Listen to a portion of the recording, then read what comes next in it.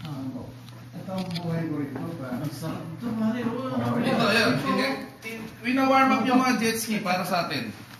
Wala, puro makeshift ang aking mga, aking mga opisina ngayon.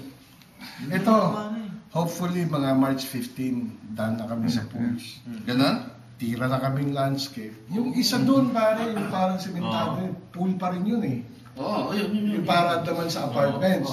Pero wala pang tiles, ha? Wala pa kasi waterproof pa yan eh. Hinahabol namin ito. Okay. Tapos parang in between the pools, yung parang may graba na yun. Oo. Beach volleyball court yun. Wow. Competition ha? Oo. Gallery. Parang yung Nesty. Nesty, pare. Oo. Tapos, Itayip na natin sa Nesty, pare. ito. Oo nga pala. Nesty. Maganda. Tapos ito pare, itong lobby. Itong buo na to, didiretso na namin to hanggang dito. Sa baba yung covered dining. Tapos from this point all the way to the pool, pare, alfresco dining naman tayo. Diba? Tapos doon sa kabila ng pool, meron akong bar.